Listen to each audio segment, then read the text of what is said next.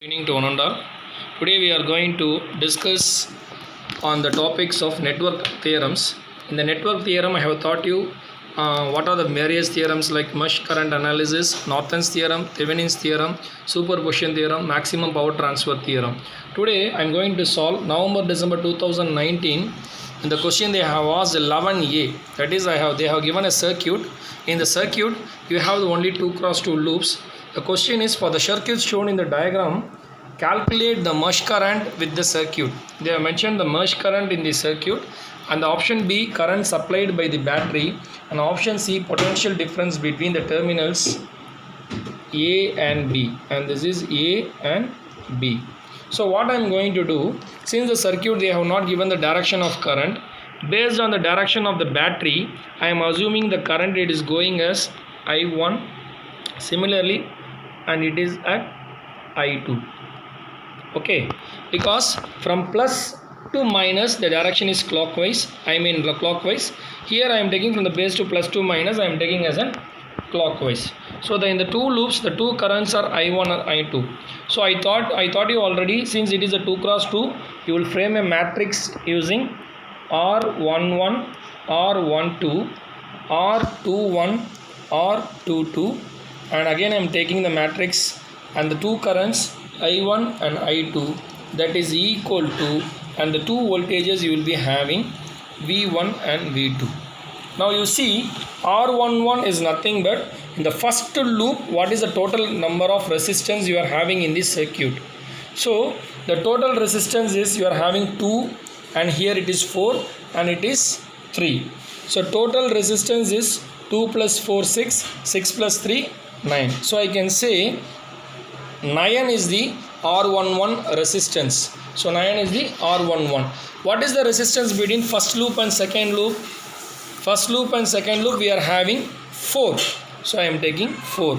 What is the direction of, since the direction is same, so I am taking as a positive.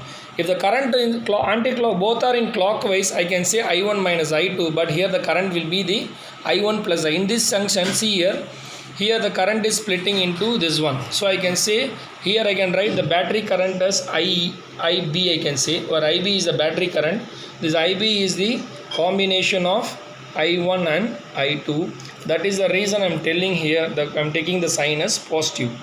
Again I am telling R12 is first loop and second loop. What is the resistance in between this first loop and second loop? I am taking the value as 4. I normally said you, when two currents are meeting in opposite direction, we have to mention minus. But here two currents are in the same direction, so it is positive. Simultaneously R21 is also positive, and R22 is 6 plus 4 10, 10 plus 8 is 18. So this is 18. So now what I am doing, I am taking the two currents I1 and I2. That is equal to, what is the voltage as per our rule? I am traveling here, the current is coming opposite. Once the current is coming opposite, whatever sign I am seeing here, the same sign should be mentioned.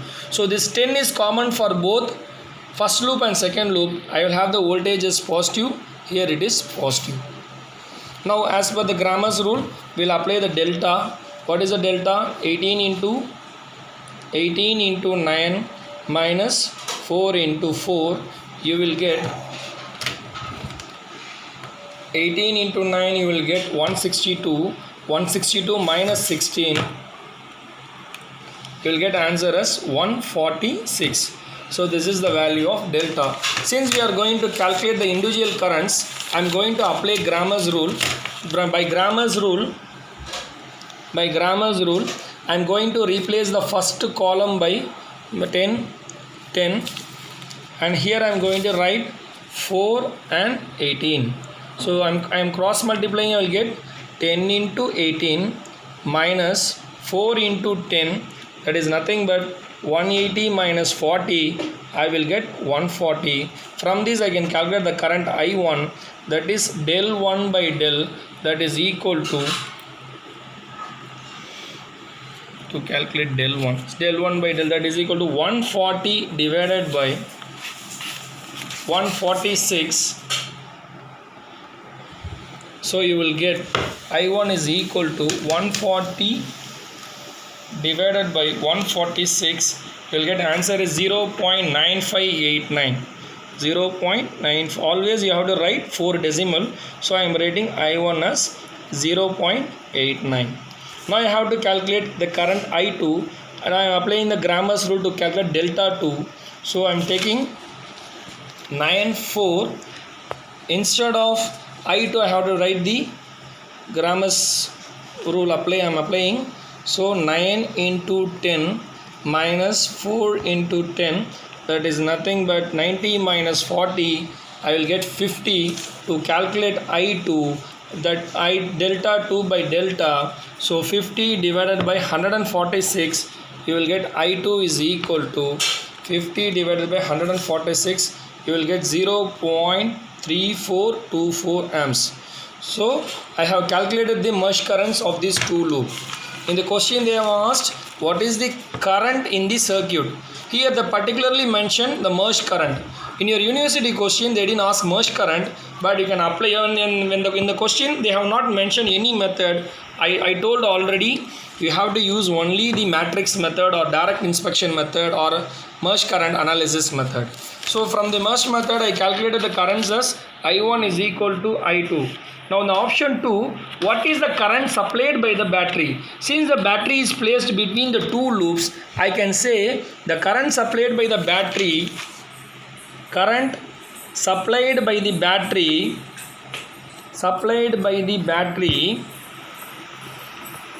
is equal to IB is equal to I1 plus I2. That IB is equal to I1, I am getting a 0.9589 amps plus 0.3424. So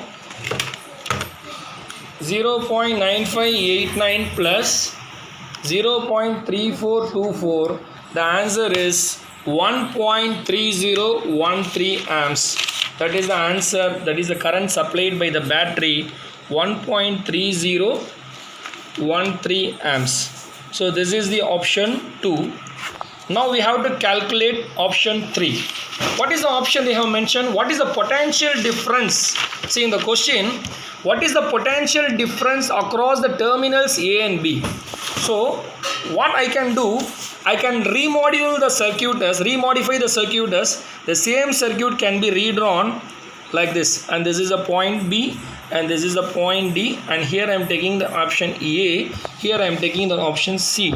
See what I am doing, I am just taking this battery circuit as outside in order to calculate the value. So this is the 4 ohms and this is plus and minus 10 volt, and you are constructing the same circuit without modifying anything. So just taking the battery terminals outside, because if the battery terminal is available, it is very difficult to solve the circuit. So for the purpose of simplicity, I am taking this circuit. Now you have to calculate what is the voltage across the terminal AB. This is an actual question they have asked in the university. So how can I solve this sum?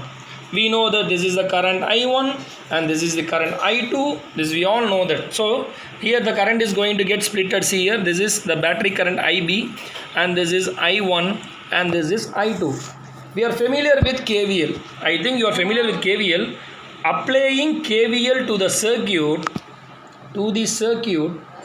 applying KVL to the circuit. Now you see here the same current I1 is going to go to this 3 ohm, and similarly this I2 is going to go to this same. What I am doing, I am taking from the point, now you see I am taking from the point A, C, B, A. So this is the loop, because the voltage across AB will be the same. Either you can take this to upper 2 ohm or to lower 2 ohm. So what I am doing, since I am starting from here, the current is coming with me. Once the current is traveling along with me, I will say 3I1. Here the current is coming opposite, I will put plus 8I2, and I am going to see this is a minus. If I am taking a minus, I have to take plus. If I am taking the plus, I will take minus. So I am taking plus VAB is equal to 0. From this I can say VAB is equal to 3I1 minus 8 times of I2. Already I have calculated I1 as I1 I have calculated as 0.9589 minus 8 into the I3 is 0.3424. So I am calculating using the calculator. So 3 into 0.9589, I am getting the answer as 2.8767 minus 8 into 0.3424. So I will get 2.7392, that is equal to 2.8767 minus 2.7392. I am getting the answer as 0.1375 volt. This is the voltage which is going to apply across the terminal, the VAB. So again students, just see the circuit. If you have any doubt, you can post the question through WhatsApp, or you ping me through WhatsApp, you can call me.